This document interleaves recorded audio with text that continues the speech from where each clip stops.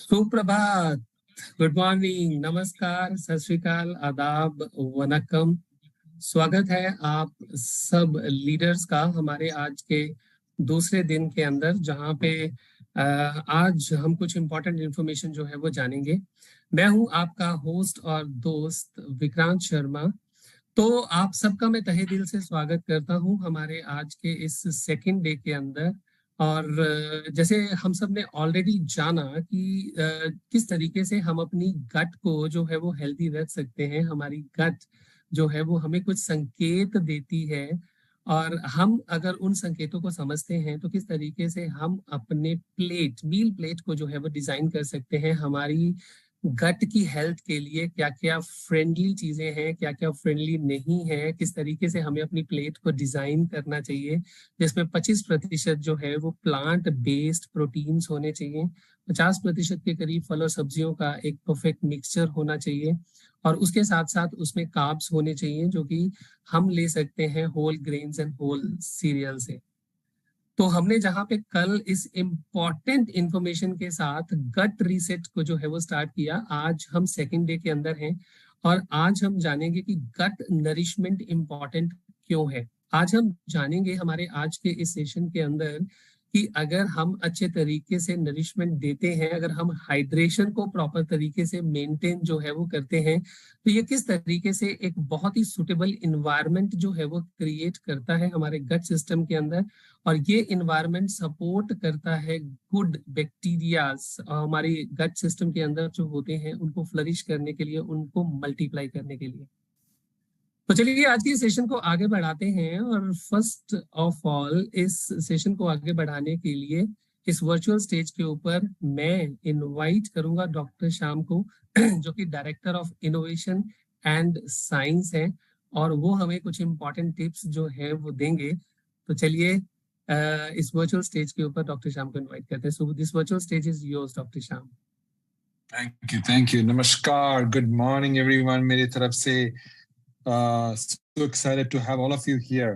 आज जब भी मैं प्रोग्राम्स के बारे में सोच रहा था, और ये प्रोग्राम्स क्यों हमारे इम्पोर्टेंट लाइफ के लिए इतना इम्पोर्टेंट है, तो मैंने ज़्यादा रिसर्च भी किया कहीं हमारे रिसर्च पेपर्स में।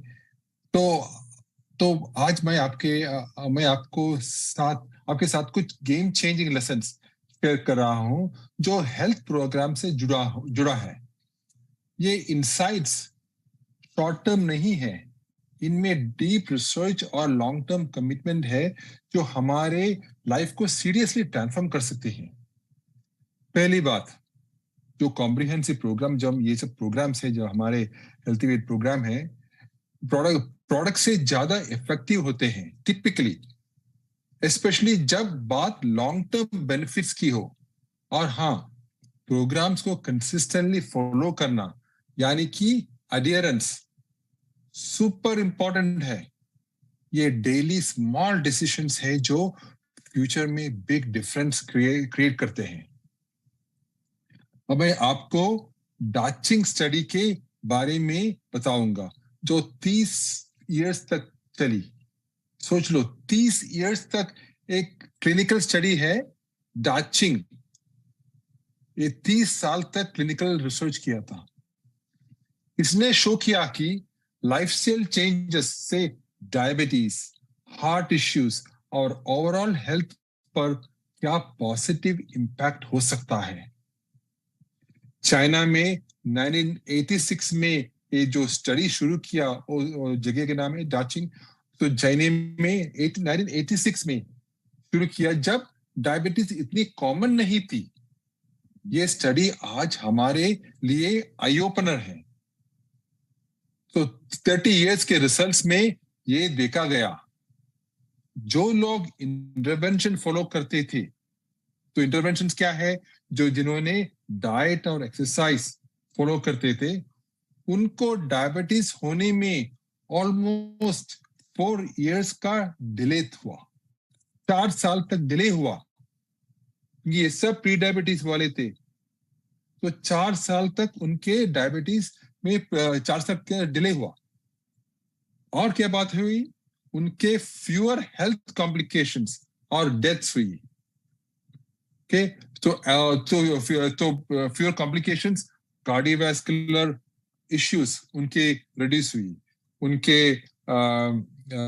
न्यूरोपैथी या माइक्रोवास्कुलर कॉम्प्लिकेशंस वो भी reduce हुई. तो इनका तो 30 साल तक उन्होंने देखा कि जो स्टडी सिर्फ ये स्टडी था 6 साल के लिए, फिर 6 साल के बाद स्टडी बंद हुआ, लेकिन जिन्होंने 6 साल किया, 30 साल के बाद उन्होंने देखा कि इनका मौत भी कमती हुई, इनका हार्ट डिसीज भी कमती हुई, उनका डायबिटीज होने के लिए भी 4 साल डिले हुआ. सोच लो, ये इम्पैक्ट लॉन्ग टर्म है. तो इसके लिए प्रोग्राम इतना इंपॉर्टेंट है. सो इसीलिए दोस्तों, हमारे डेली चॉइसेस और कमिटमेंट से बिग डिफरेंस आता है.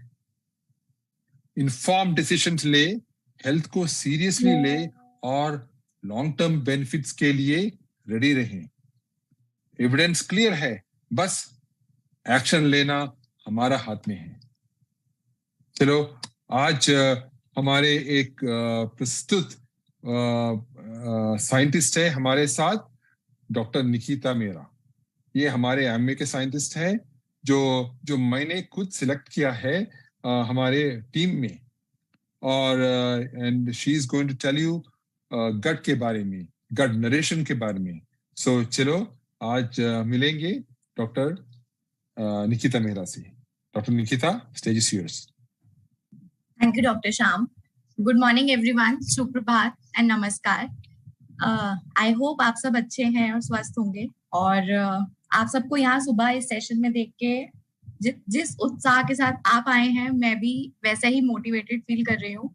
और आशा करती हूँ कि आपको जो भी गट रीसेट प्रोग्राम के बारे में उपदेश दिए जा रहे हैं या जो भी टिप्स और रिकमेंडेशंस दिए जा रहे हैं, आप उन सब का पालन कर रहे हैं और उनको अपने गट रीसेट प्रोग्राम के लिए फॉलो कर रहे हैं. सो जैसा कि आपको अभी विक्रांत जी ने बताया कि आज का हमारा सेशन है गट नरिशमेंट. गट नरिशमेंट मतलब गट को पोषण देना. तो चलिए आज का सेशन शुरू करते हैं. मैं अपनी स्क्रीन शेयर करती हूँ.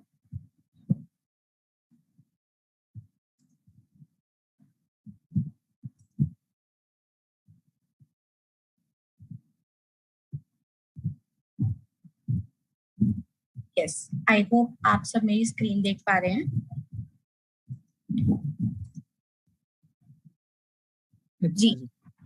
सो आज हम जैसे कि स्क्रीन पर देख सकते हैं, हमारा टॉपिक है गट नरिशमेंट, मतलब गट को पोषण देना. तो ये सबसे पहले तो हमें ये समझना होगा कि ये जरूरी क्यों है. तो ये जरूरी क्यों है, क्योंकि हर इंसान की बॉडी में जो गट के अंदर, ये हम समझ चुके हैं अब तक कि हमारे गट के अंदर बैक्टीरिया, माइक्रो ऑर्गेनिजम्स होते हैं. गुड बैक्टीरिया, बैड बैक्टीरिया होते हैं. तो जो गुड बैक्टीरिया होते हैं वो हमारे गट में हमारी पूरी बॉडी का 2 किलो हिस्सा जो हमारे वजन को देता है, वो है हमारा गट का बैक्टीरिया, जो कि हमारे बॉडी के सेल्स यानी कि जो हमारी बॉडी की कोशिकाएं हैं उनसे 3 गुना ज्यादा है. तो अब आप समझ सकते हैं कि ये क्यों जरूरी है कि हम अपने गट को अच्छे से नरिश करें, हाइड्रेट करें, जिससे कि अगर हमारा गट अच्छा होगा तो हमारी हेल्थ अच्छी होगी. अब जैसा कि आप स्क्रीन पर देख सकते हैं कि आपको दो पिक्चर्स दिख रहे हैं और एक क्वेश्चन के साथ. तो ये क्वेश्चन मैं आप सबसे पूछना चाहूंगी कि क्या आप मुझे बता सकते हैं कि जो लेफ्ट साइड में है वो क्या है और राइट साइड में जो है वो क्या है. दोनों में से कैलोरी और न्यूट्रिएंट क्या है. Is left side the calorie और न्यूट्रिएंट, और राइट साइड जो है वो कैलोरी है या न्यूट्रिएंट है. सो ये सब हम समझ सकते हैं पिक्चर को देखते ही कि जो हमारा राइट साइड है, मतलब जो दाईं ओर की पिक्चर है, वो इंडिकेट करती है न्यूट्रिशन को, जबकि जो हमारा लेफ्ट साइड है वो इंडिकेट करता है कैलोरी को. तो हमें ये समझना होगा कि कैलोरी और न्यूट्रिशन क्या है. कैलोरी का मतलब क्या है, वो खाना जो हमें खाने से एनर्जी मिलेगी, मतलब ऊर्जा मिलेगी. लेकिन अगर हम बात करें न्यूट्रिशन की, तो न्यूट्रिशन क्या है, न्यूट्रिशन माने पोषण. तो वो न्यूट्रिएंट्स देगा हमें जो कि मैक्रोन्यूट्रिएंट्स हो सकते हैं जो ज्यादा मात्रा में है, जैसे कि कार्बोहाइड्रेट, फैट्स, प्रोटीन्स, या माइक्रोन्यूट्रिएंट्स हो सकते हैं जो कि कम मात्रा में पाए जाते हैं, जैसे कि विटामिन, मिनरल्स, फाइबर्स। तो ऐसा खाना जो हमें न्यूट्रिएंट्स दे रहा है, पोषण तत्व दे रहा है, वो हुए न्यूट्रिशन, और जो केवल ऊर्जा दे रहा है वो हुए कैलोरीज। और एक बात और हमें ध्यान रखनी है कि जो कैलोरीज हैं वो हमें सिर्फ ऊर्जा देती हैं, वो उनमें पोषण तत्व नहीं होते। लेकिन जो हमारे न्यूट्रिशन है, न्यूट्रिएंट्स है, वो हमें एनर्जी देते हैं, ऊर्जा देते हैं, लेकिन उसके साथ साथ जो भी हमारी बॉडी के अंदर क्रियाएं हो रही हैं, जो चाहे वो पाचन क्रिया हो, खाने को पचाना, या हमारा बॉडी के अंदर मेटाबॉलिज्म हो, ब्रेक डाउन रिएक्शंस हो, या और विभिन्न प्रकार की जो भी केमिकल रिएक्शंस होती हैं, उन सब के अंदर हेल्प करता है, हमारी इम्यूनिटी को बूस्ट करने में हेल्प करता है। तो आशा करती हूँ कि अब आप कैलोरी और न्यूट्रिशन के बीच का फर्क जान चुके हैं। तो अब हम समझना चाहेंगे दो प्रकार के खाने जो हो सकते हैं। एक होता है हमारा कैलोरी डेंस फूड, एक होता है हमारा nutrient dense food. Calorie dense food से हम क्या समझते हैं? वो खाना जो कैलोरी से भरपूर है, जिसमें कैलोरी भरपूर मात्रा में है, और ऐसे प्रकार के खाने जो होते हैं उनमें हमारा न्यूट्रिएंट माने पोषण बहुत कम मात्रा में होता है। और ऐसे खाने को अक्सर हम एम्प्टी कैलोरीज बोलते हैं। एम्प्टी कैलोरीज का क्या मतलब है? खाली कैलोरीज का होना, जिससे आपको पोषण तत्व नहीं मिल पाते।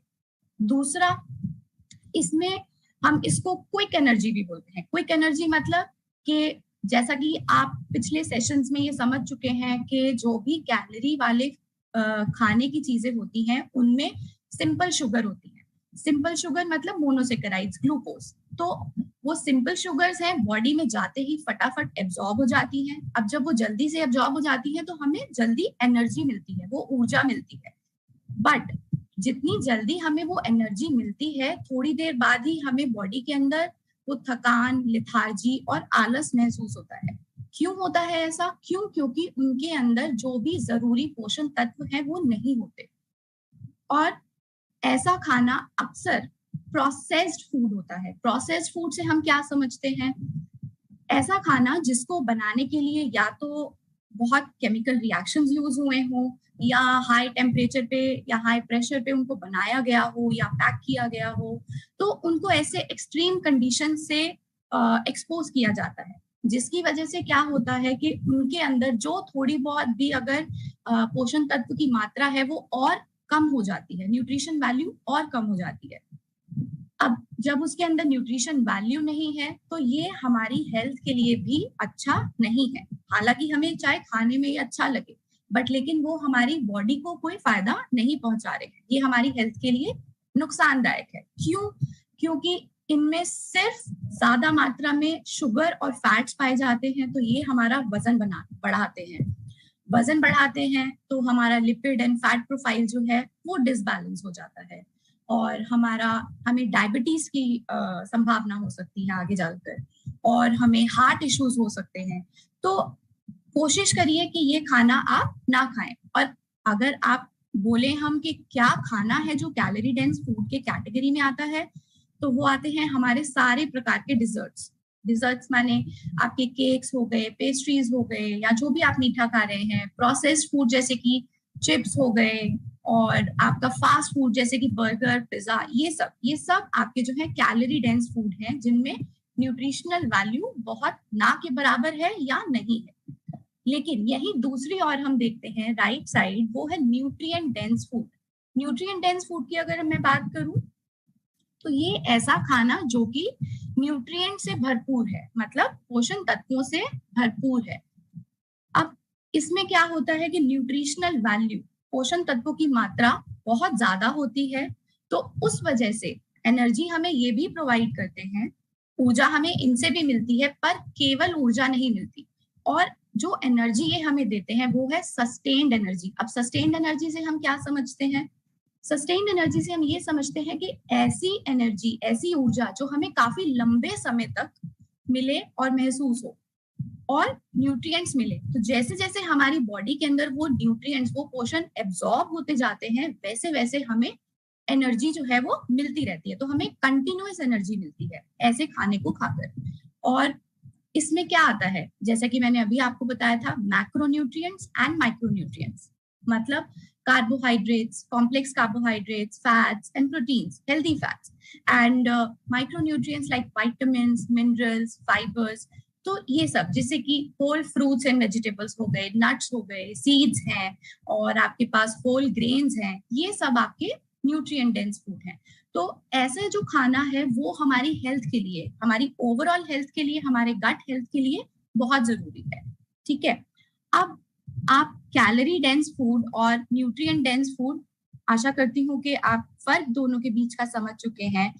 अब जैसा कि आप ये पिक्चर में देख सकते हैं कि आपको दो इमेजेस हैं, left side and right side.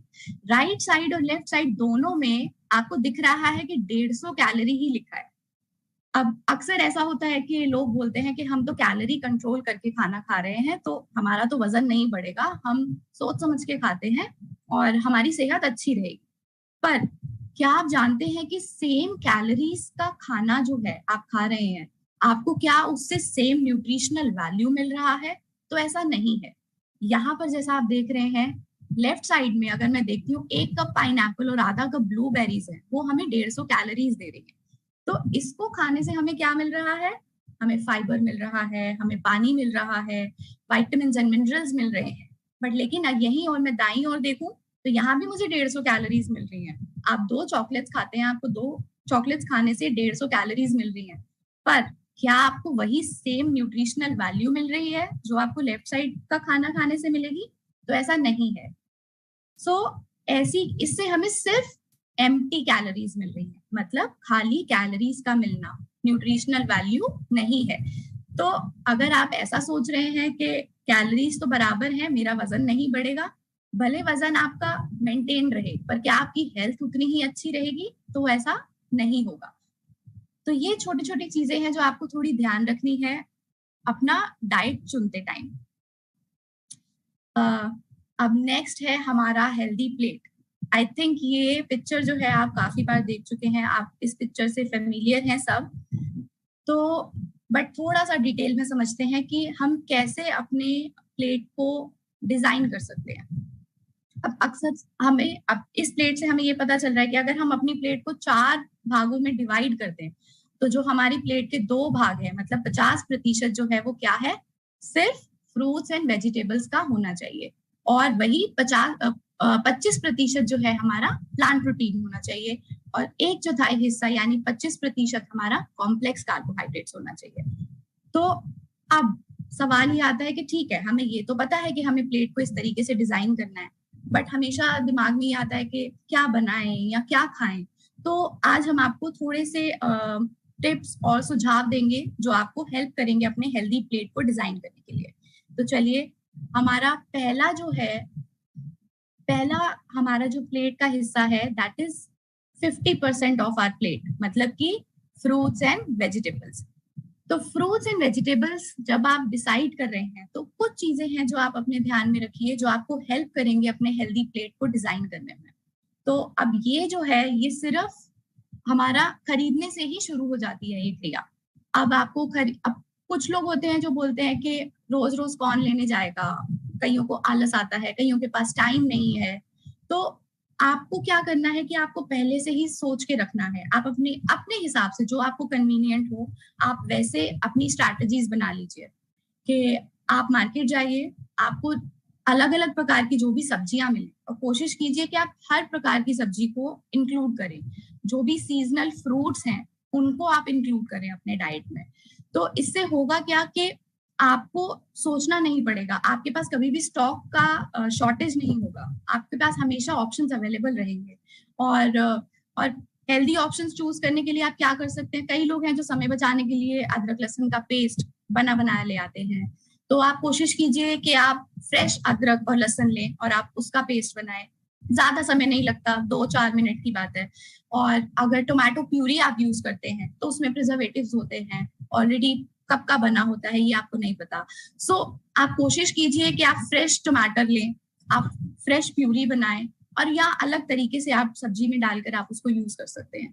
तो आपको क्या कोशिश करनी है कि आप हर तरीके की सब्जी और फ्रूट कोशिश करें, सीजनल फ्रूट लें, जो भी सीजन में सब्जी अवेलेबल है वो लें। क्यों? क्योंकि उनमें पोषण तत्वों की मात्रा जो है वो भरपूर होती है।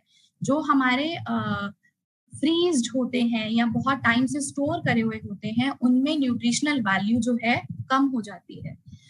तो ये सब आपको ध्यान रखना है। अब बात आती है प्रिपेयर करने की। अगर हम बात करें फ्रूट्स की, तो फ्रूट्स में आपको क्या ध्यान रखना है कि जब भी आपको फ्रूट्स खाने हैं तो आप कोशिश कीजिए कि आप होल फ्रूट अपने साथ रखें। जब आपको खाना है आप उसको तभी कट करें, आप बहुत देर पहले से उसको कट करके ना रखें। तो अक्सर आपने देखा होगा कि सेब है, सेब अगर हम थोड़ी देर काट कर रख देते हैं तो वो ब्राउन हो जाता है, उसमें वो थोड़ा सा कालापन आ जाता है। तो उससे क्या होता है कि उसमें ऑक्सीडेशन हो जाता है। अब ऑक्सीडेशन क्या है कि खुला पड़ा रहता है, हवा के साथ वो रिएक्ट करता है और उसमें ऑक्सीडेशन हो जाता है, जिससे कि उसकी जो हमारी न्यूट्रिशनल वैल्यू है वो कम हो जाती है। ठीक है। दूसरा, अगर हम बोले फ्रूट्स आप अगर या सब्जियां हैं, आप बहुत पहले आप काट के रख देते हैं। आपने ये भी देखा होगा कि खीरा अगर आप बहुत देर पहले, कुकुम्बर आप बहुत देर पहले काट कर रख देते हैं तो वो सूख जाता है, ड्राई हो जाता है, तो उसमें जो वाटर कंटेंट है वो कम हो जाता है। तो आप कोशिश कीजिए कि जब आपको खाना है आप उसको फ्रूट को तभी काटें और तभी उसको कंज्यूम करें। दूसरी बात सब्जियों की, तो सब्जियों में आपको ये ध्यान रखना है कि आपको जब भी सब्जी बनानी है तो आप उसको काटने से पहले वॉश करें, जिससे कि उसके न्यूट्रिएंट वैल्यू जो है वो पानी के साथ बह ना जाए। ठीक है। तो ये बात हुई हमारी खरीदने को लेकर या बनाने को लेकर। अब बात आती है हमारी पकाने को लेकर। तो पकाने में अगर हम बात करें तो हमारी इंडियन फैमिलीज में तब तक खाने को पका हुआ नहीं माना जाता जब तक हमारी सब्जियां पूरी गल नहीं जाती या उनका सब्जियों का रंग बिल्कुल चला नहीं जाता। तब तक हम बोलते हैं कि सब्जी कच्ची है, ये बनी नहीं है। तो पर लेकिन आपको क्या पता है कि आप जब इतना ज्यादा उसको इतनी देर तक पकाते हैं तो उसकी न्यूट्रिएंट वैल्यू कम हो जाती है। क्यों? क्योंकि उसको उतनी ज्यादा हीट मिल रही है और कुछ विटामिन्स एंड मिनरल्स ऐसे होते हैं जो कि हमारे हीट सेंसिटिव होते हैं, जो ज्यादा हीट मिलने से वो उड़ जाते हैं, इवेपोरेट हो जाते हैं। तो हमें ये ध्यान रखना है कि हम सब्जियों को जब भी पकाएं तो इस तरीके से पकाएं कि उनका कलर ना जाए, वो थोड़े सॉफ्ट हो जाएं, हमें कच्चे ना लगे, बट उनका टेक्सचर मेंटेन रहे, जिससे कि उनकी न्यूट्रिशनल वैल्यू जो है वो बनी रहे। और दूसरी बात ये आती है कि हम अक्सर ऐसा करते हैं कि हम बहुत ज्यादा घी और तेल का इस्तेमाल करते हैं तड़का लगाने के लिए।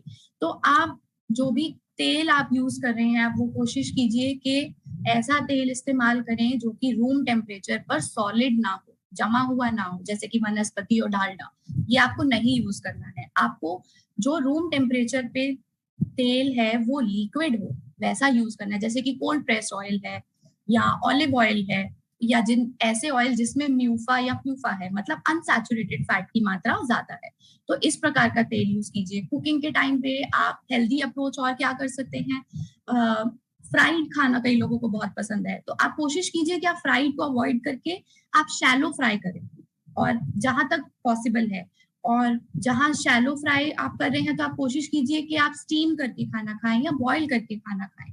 तो डिफरेंट तरीकों से खाने को बनाएं जो कि आपका पोषण तत्वों की मात्रा को कम ना करे, मतलब उसका न्यूट्रिशनल वैल्यू जो है वो कम या खत्म नहीं होना चाहिए।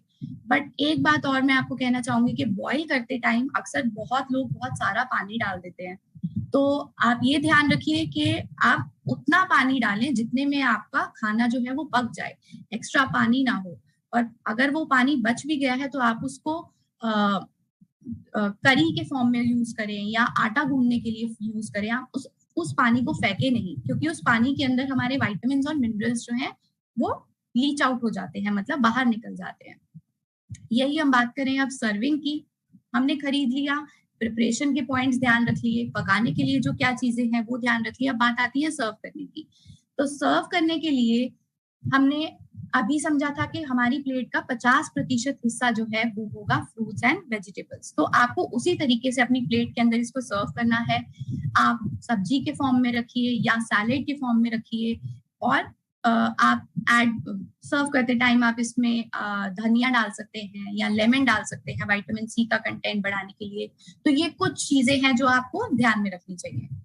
अब बात करते हैं हमारे दूसरे हिस्से की प्लेट की, जो है 25% प्लांट बेस्ड प्रोटीन।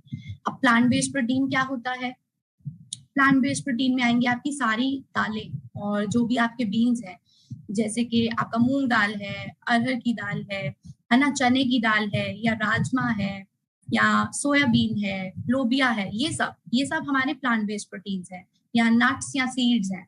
तो इनको खरीदते समय आपको क्या ध्यान रखना है कि आपको सारे प्रकार की दालें लेनी है, क्योंकि कोई दाल है किसी के अंदर कोई अमाइनो एसिड, कोई प्रोटीन की मात्रा ज्यादा है, किसी में किसी प्रोटीन की मात्रा ज्यादा है। तो जिससे कि आपकी बॉडी को सारे प्रोटीन्स मिले भरपूर मात्रा में, तो आपको सभी विभिन्न प्रकार की दालें जो है वो आपको खरीदनी है। कोशिश कीजिए कि आप अलग अलग तरीके के बीन्स को भी लें और नट्स और सीड्स को लें, और लेते टाइम ये ध्यान रखें कि उनमें कीड़ा ना लगा हो। कीड़ा लगे होने की पहचान क्या है? कि उसमें छोटे छोटे होल्स हो जाते हैं, छेद हो जाते हैं, तो आप वो ध्यान रखिए। और हमेशा अपने जो दालें हैं या नट्स या सीड्स हैं उनको एयर टाइट कंटेनर में स्टोर करके रखें, कूल टेम्परेचर पे या नॉर्मल रूम टेम्परेचर पे। अब बात आती है प्रिपेयर करने की। तो दालें प्रिपेयर करने के लिए आपको क्या करना है कि उनको आपने पहले अच्छे से वॉश करना है। वॉश करने के लिए, वॉश क्यों करना है? क्योंकि अक्सर क्या होता है कि दालें जब बनती हैं तो उनमें पॉलिश की जाती है, तो आपको उस पॉलिश को हटाना है। अगर आपकी अनपॉलिश दाल है तो बहुत अच्छा है, बट अगर नहीं है तो आपको पॉलिश को हटाना है। वॉश करने के बाद आप कोशिश कीजिए कि आप उसको थोड़ी देर सोक करके, भिगो कर रखें। अब ऐसा करने से क्या होता है, क्यों भिगोना है? एक तो वो जल्दी पक जाएगी, दूसरा उसमें जो कॉम्प्लेक्स प्रोटीन्स हैं उनको वो ब्रेक डाउन हो जाते हैं, तो जिसकी वजह से क्या होता है, कॉम्प्लेक्स स्ट्रक्चर सिंपल स्ट्रक्चर के अंदर कन्वर्ट हो जाता है और वो हमारे डाइजेशन में हेल्प करता है। और कुछ एंटी न्यूट्रिएंट्स होते हैं जो कि पानी में चले जाते हैं, तो जब हम उस पानी को हटाते हैं तो एंटी न्यूट्रिएंट्स हट जाते हैं, सिर्फ हेल्दी हमारी जो दाल है वो बच जाती है। अब अगर हम दाल पकाने की बात करें तो ये मोस्टली सभी इंडियन फैमिलीज में होता है कि सब अलग से तड़का बनाते हैं। पहले दाल को अलग से बॉईल करते हैं और अलग से तड़का बनाकर वो मिक्स करते हैं, तो और जिसमें कि हमारा भरपूर मात्रा में तेल और बहुत सारे मसाले डालते हैं। तो आप कोशिश कीजिए कि आप सिंपल एंड हेल्दी कुकिंग अपनाएं। आप दाल को बॉईल करते टाइम ही उसमें करी लीव्स और जो भी आपके तड़का आपने डालना है आप उसको उसी में डाल दें, जिससे कि उसका फ्लेवर जो है वो बॉइलिंग के टाइम पे ही एक्सट्रैक्ट होकर उस दाल में आ जाए। ठीक है। और जब आप उसको सर्व करें, जब आप अपना 1/4 प्लेट का हिस्सा दाल से सर्व कर रहे हैं, तो आप सर्व करते टाइम उसमें ऊपर से जीरा डाल सकते हैं थोड़ा सा ऑयल में भून के, या आप उसमें हींग डाल सकते हैं और आप उसमें धनिया डाल सकते हैं। अब धनिया डालते टाइम भी आपको फ्रेश धनिया ही डालना है, क्योंकि उसमें ऐसे फाइटोन्यूट्रिएंट्स होते हैं कि अगर आप उसको पका देंगे तो वो उड़ जाएंगे, इवेपोरेट हो जाएंगे।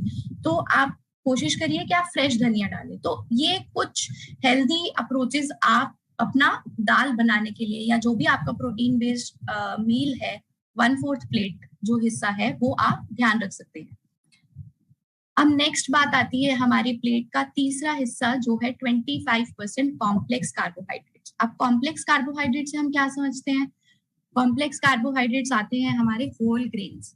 होल ग्रेन्स मतलब जो हम, जैसे हमारा गेहूं है या बाजरा है, ठीक है, या रागी, ज्वार, ये सब हमारे कॉम्प्लेक्स कार्बोहाइड्रेट्स है। तो अब इनको खरीदते टाइम आपको इनका क्या ध्यान रखना है कि कोशिश कीजिए कि आप मल्टीग्रेन्स जो है अपने डाइट में इंक्लूड करें। सिर्फ गेहूं तक ही ना सीमित रहें, क्योंकि वो मैक्सिमम जो है लोग सिर्फ गेहूं ही खाते हैं। तो आप कोशिश कीजिए कि आप गेहूं के साथ साथ बाजरा है, ज्वार है, रागी है, वो सब भी आप लें। मल्टीग्रेन जो आटा है अपना वो बना लें। और आटा जब आप खरीदने जा रहे हैं तो आप कोशिश कीजिए कि या तो आप फ्रेश आटा पिसवाएं चक्की से।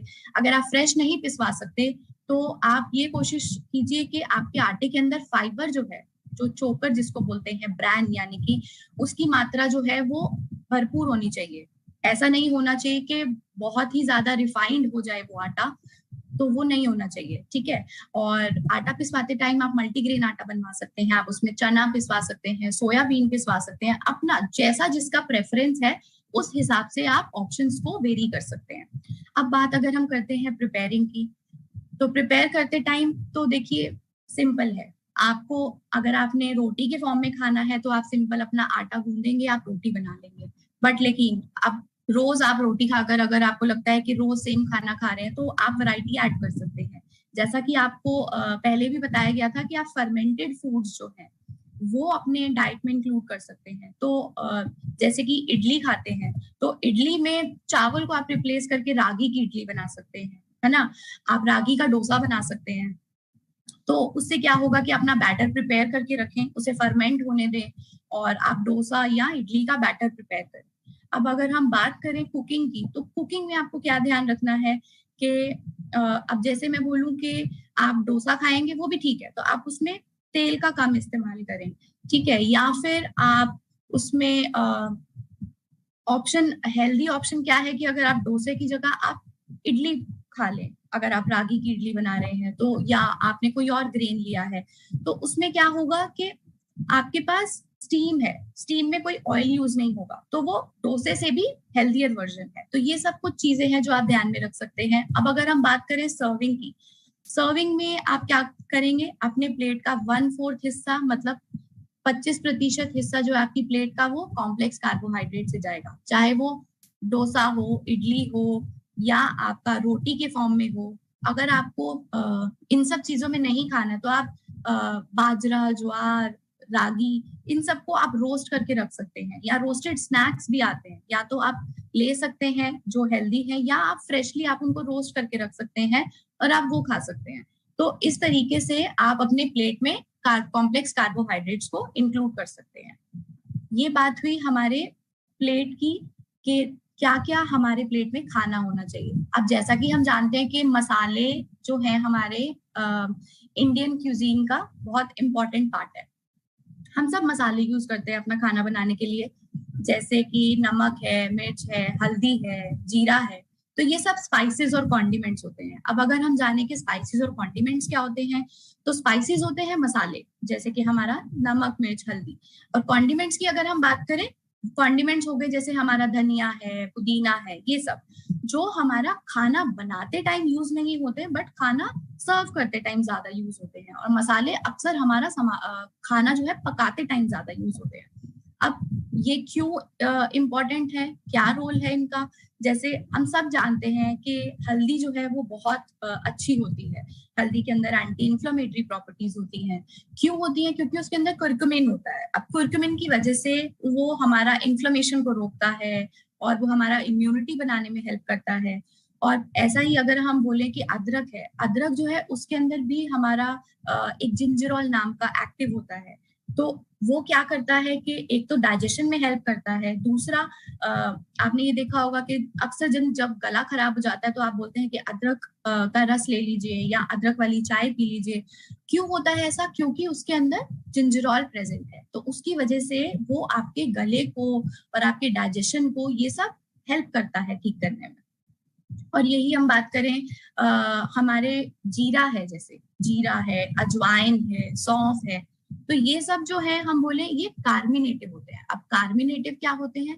ऐसी चीजें जो हमारे डाइजेशन में हेल्प करती हैं। अब कुछ लोग होते हैं जिनको बहुत ज्यादा गैस और ब्लोटिंग होती है, कुछ भी खाते हैं उनको गैस और ब्लोटिंग होती है, तो ऐसे क्या कर सकते हैं, आप अपने खाने के अंदर अजवाइन का या जीरे का, चाहे आप उसको इन्फ्यूज्ड वाटर के फॉर्म में ले सकते हैं मॉर्निंग में, या आप उसको अपने खाने के अंदर इंक्लूड कर सकते हैं। तो ये सब जो है ये आपको आपके डाइजेशन में, आपके पाचन में हेल्प करते हैं। ऐसे ही आपने धनिया या पुदीने की चटनी बनाते हैं, वो भी आपको डाइजेशन में बहुत हेल्प करती है। तो अब ये सब बात हुई हमारी हेल्दी प्लेट की। अब मैं आप सबसे ये जानना चाहूंगी कि क्या आप जानते हैं कि हमारी बॉडी जो है उसमें कितना % पानी होता है? हमारी बॉडी के अंदर पानी होता है 60 से 70% हमारी बॉडी जो है वो पानी से बनी है। मतलब हमारा जो ब्लड है, ब्लड जो है वो 90% उसमें पानी है। और अगर हम बात करें हमारे ब्रेन की तो उसमें 75% पानी है। स्किन में 65% पानी है। तो हमारी बॉडी के अंदर पानी भरपूर मात्रा में है। हालांकि हमारे जो जोड़ हैं, जॉइंट्स हैं, उनमें भी 35% पानी होता है। तो इसलिए पानी जो है वो भरपूर मात्रा के अंदर प्रेजेंट होता है। तो हमें पानी, हमारी बॉडी को हाइड्रेट करके रखना है हमेशा। पर पानी हाइड्रेट करने से क्या होता है, हमारी ओवरऑल हेल्थ कैसे अच्छी होती है, हमारी बॉडी की परफॉर्मेंस को इम्प्रूव करता है। परफॉर्मेंस को इम्प्रूव करता है मतलब कि अब हमारा जो बॉडी के अंदर न्यूट्रिएंट्स हैं, पोषण को हर बॉडी के पार्ट तक पहुंचाने में हेल्प करता है। हमारी बॉडी के अंदर से जो वेस्ट है वो यूरिन के फॉर्म में उसको निकालने में हेल्प करता है। और जो हमारे जोड़ हैं, जोड़ों को लुब्रिकेट करने में हेल्प करता है। और ऐसे ही हमारा, अगर मैं बात करूं कि गट हेल्थ को कैसे हेल्प करता है, तो हमारे कॉन्स्टिपेशन को प्रिवेंट करने में हेल्प करता है। कॉन्स्टिपेशन क्यों? क्योंकि पानी ज्यादा होगा तो आपका जो भी मल है वो ड्राई नहीं होगा और आपका इजीली मोशन पास होगा। दूसरा, हमारे खाने को डाइजेस्ट करने में, उसको मिक्स करने में हेल्प करता है। और अगर हम बात करें इन्फ्लेमेशन की, तो जो हमारी गट की जो अंदर की लाइनिंग होती है वो भी हमारी, उसको मिकोसा बोलते हैं, जो कि पानी से बनी, उसमें भी पानी होता है जो कि हमारे परमिएशन में, सामान एब्जॉर्ब करने में और इन्फ्लेमेशन से, बैक्टीरिया को वहां चिपकने से बचाता है। तो ये चीजें हैं जिसकी वजह से आपको बोला जाता है कि आपको अपनी बॉडी को हाइड्रेट रखना है। तो अब ये सब समझने के बाद आप इतना तो समझ गए होंगे कि आपको हेल्दी ऑप्शंस आपके पास क्या हैं और अनहेल्दी ऑप्शंस क्या हैं। जैसा कि आप इस पिक्चर में देख सकते हैं, बाई और जो भी आपको दिख रहे हैं, जैसे कि एरेटेड ड्रिंक्स हैं, आर्टिफिशियल जूसेस हैं, अल्कोहल हैं या शुगरी ड्रिंक्स हैं, ये सब आपके अनहेल्दी ऑप्शंस हैं। बट लेकिन अगर हम हेल्दी ऑप्शंस देखें तो वो क्या है, इन्फ्यूज्ड वाटर, कोकोनट वाटर, या आप हेल्दी जूस ले सकते हैं वेजिटेबल, या स्मूदी ले सकते हैं, या फ्रेश फ्रूट जूस ले सकते हैं। फ्रेश फ्रूट जूस में आप कोशिश कीजिए कि आप फाइबर के साथ लीजिए, उसको छान के ना पिए। तो ये सब कुछ चीजें हैं जो आपको ध्यान रखने हैं अपने गट नरिशमेंट के लिए। तो इसी के साथ मैं आपको एक एक्टिविटी देना चाहूंगी जिसमें आप सबको अपना एक हाइड्रेशन ड्रिंक, जो भी आपका पसंदीदा हाइड्रेशन ड्रिंक है, उसका आपको एक पिक्चर पोस्ट करना है। और चाहे वो इन्फ्यूज्ड वाटर हो सकता है, कोकोनट वाटर, या कोई भी जूस जो आपको पसंद है। पर उसके साथ साथ आपको 2 पिक्चर्स बतानी है, 2 एग्जांपल्स बताने हैं कैलोरी डेंस फूड के और न्यूट्रिएंट डेंस फूड के। तो ये आप लोगों के लिए, सबके लिए आज की एक्टिविटी रहेगी। और इसी के साथ मैं अपना आज का सेशन कंक्लूड करती हूँ एक कोट के साथ, जो कि कहता है that every day we live and every meal we eat we influence the great microbial organ inside us for better और फॉर वर्स। मतलब कि हम हर दिन जो जीते हैं, हर खाना, हर मील जो हम खाते हैं, वो किसको प्रभावित करता है, जो भी हमारे गट के अंदर माइक्रो ऑर्गेनिजम्स प्रेजेंट है, चाहे वो अच्छे के लिए या बुरे के लिए। तो आपको ध्यान रखना है कि आपको हमेशा अच्छा प्रभाव ही देना है। थैंक यू, नमस्ते।